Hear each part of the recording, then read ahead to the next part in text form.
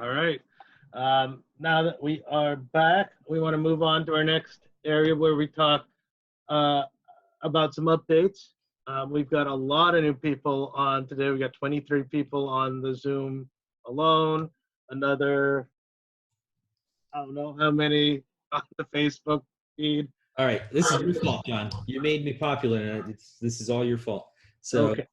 So we want to talk about some things, and I've asked Dr. Udoshi to give us some background on each area that we update on. And the first area we want to update on is where do we stand with testing?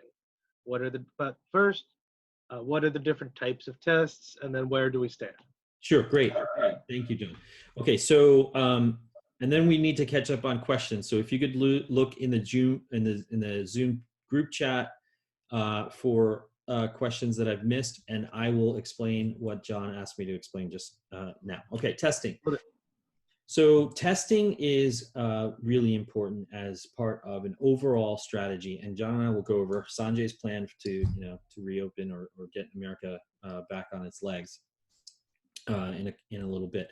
But testing is a critical part of this, and it's kind of sad for me because I see all these kids and I have kids, and this camp is closed and that opportunity to be with other kids is closed, and people are canceling their vacations and all of that. And there is something that we could do to kind of get back our lives faster, and that is instead of making assumptions, and I discussed this with one of my friends here, Sandra, about the fact that it is quite unfair, and she noted that it's unfair that the entire county is locked down when it's really one locality within that county that's housing the maximal number of positive cases. Okay, why is it that we can't get more granular and try to do what South Korea did, which is like, oh, there's 2 cases in that neighborhood, boom, everybody like within a certain radius of that neighborhood gets tested, and their travel history, their how many friends they've talked to in the last 25 days, they get called, and how you feeling every day. They did it right, okay, and we're doing it kind of in a gross manner. All right, Luzerne County, everybody all the businesses stay closed until June, when actually nobody north of a certain line has tested positive for it. I'm trying to make this simple. So testing is critically important to get granular. And the other model that I wanted to bring forward before I explain the different types of testing is the New Zealand model, which is asking the citizenry to take responsibility themselves. So Jacinda Ardern, the Prime Minister, she's got an outstanding team. She has a great health minister, and they came up with this concept called your bubble, right? You define your bubble for yourself. My bubble is Karen, my wife, my 2 children, okay, and the lady down the street where I buy my gas, and the kids that I've only let to come over this week. We hadn't seen them in 5 weeks, so I've defined this bubble. I don't let anyone into that bubble that I don't know. All right. So I'm not having people come over and work on my house, or I'm sorry, inside my house or on my yard or anything. I'm not allowing myself to be in contact with more than these number of people. This is my bubble, because I don't know, there's no confidence that my next door neighbor who works, as a tradesman and goes all over the area, in and out of houses, essential worker. I don't know. As much as I know him and I love him, I have to be responsible enough to protect my bubble. Now, if I knew, but let's just say crude example, everybody that got tested negative puts a a red sticker on their, or blue or green sticker on their mailbox and says, everybody in this house has been tested, we're all negative. Okay. That only changes if their status changes. How much more confidence do I have to let my neighbors come over for burgers and go over their house for burgers? And I'm just giving you a crude example. Okay. This isn't even clinically based, but it is based in certain epidemiological methods of track and trace.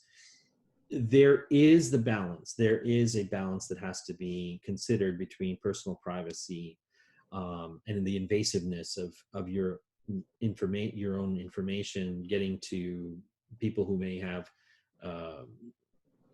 nefarious intent, and not the intent that actually I would hope some of us would trust our local health or our national and state health authorities with having our best interests in mind. If we had that trust, we could trust them with our data. Maybe we don't. But testing is necessary. So I gave you the granular my bubble level. Now let's expand this. So the only way to know that everybody in your neighborhood has not had is not positive for COVID is to have them all tested. Their status may change in a week to 2 weeks to a month, depending on how many people they let into their bubble, or so if my bubble's this big, but my neighbor's bubble is this big, there's discrepancy. If his bubble is big, but everybody's tested and negative, there's safety. So what are the tests? Nasal swab test, okay? It is a test that looks for the fingerprint at the molecular level in the form of RNA of this virus, only this virus. How do we know it's only this virus? How do we know it's not another coronavirus, or it's not a rhinovirus or an adenovirus that's sitting there and I just have this, whatever, it's sitting there and I get tested? Well, what we look for is something that's called a highly conserved region, all right? A highly conserved region, and you saw the thing that we showed you earlier on the next strain with the little colors of the different genes. We're gonna look for that particular sequence of RNA that exists only in, because we've sequenced it, we know, only in SARS-CoV-2. It's called a highly conserved sequence or region. So we have our methods, our reagents, our tests. We put the nasal swab, and the first generation ones needed you to go all the way back into the back of the nasopharynx. Now we can just swab the nose, internal part of the nose. Other tests are coming forward where you'll be able to, swab your mouth and all this other stuff, but it's getting simpler and more efficient and less hard to do.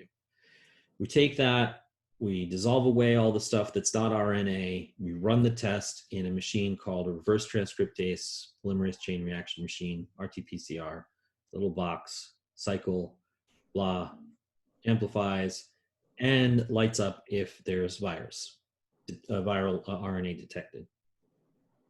All right, that's the whole process. And if it's not there, then nothing lights up. All right. I'll get back to this and the problems associated with that in a minute. But that is currently the available test to detect whether you are carrying the virus. And generally, Sanjay, that's the test you get if you go to a Walgreens or a Rite Aid or a drive-through testing site, correct? Until recently, that test has only been really available to people who say that they're feeling sick, or who have been in contact or are taking care of people who are feeling sick, okay? As of the last week or so, 2 weeks, you can now go and get a test, even if you are what we call asymptomatic, which means you don't feel sick, but you just want to know if you're carrying it because you want to know. And the reason we all want to know whether you're carrying it is because if you're carrying it, again, the hypothesis is that there are some people that carry it, never get sick, and that could be shedding it during the period that they are carrying it, or they're carrying it and will get sick, and they're shedding it during the period that they're carrying it. And this is going back to Karen's question. This is how spikes come back. After your whole region has seen a declination of case counts, and then someone is asymptomatically carrying this and goes to the Starbucks and orders has a conversation with their buddy without a mask on, and it falls on the table, and then someone else comes along, puts their coffee down, accidentally puts their hand on the same table where someone was, talking, and then they, instead of washing their hands or following these simple things to protect themselves, they end up touching their face, touching their nose, rubbing their eye, and they get sick. And so the person who might have been carrying, if they had been tested or had the availability of the test, and also the people who feel sick that should know whether they have it or not, they should avail of that swab test. Before I move on to antibody tests, does anyone have a question on, okay, so Lauren Roberts asked, what if there's a mutation in the highly conserved region? Very good question. And the the answer to that is very complicated. We're already seeing that, out of the 8 strains, there are 30 significant mutations. Whether or not our current test, and the reason for which, the reason may be that what the point you just brought up, for it being, for false negatives being reported, is that, that highly conserved region that we were looking for had changed. Okay, in that particular strain, in that particular patient, if it had changed, then it would come back negative, and that patient could very well still have or fall ill from COVID, even though they got a nasal swab test that showed that they didn't have it. Okay, I hope I have helped with that one. What type of test is the most accurate and comprehensive thus far, Sandra? I love her questions. So to be honest, like the first generation of tests was terrible. I mean, we're getting on average 27% false negatives. A false negative means you have it, but the test says that you don't. Okay, 27% is almost a third. So across the country, if we had deployed, the CDC test with almost 30% coming back false negative, that means we were missing a lot of people, too many. All right. So the second generation test comes out, and this was addressed. The underlying reasons for error were addressed, and we're seeing a lot better what we call sensitivity. Okay, we're seeing that the sensitivity has gone up from 73% to over 95%. So the swab tests that you're getting now are much more reliable and accurate than they were, and that is most likely because we have found the regions that are better to test for, the RNA that's better to test for. Okay, but let me finish with Sandra's question. The most accurate test, accurate has a definition, but let's just use that word. The most accurate test to determine whether someone has the disease right now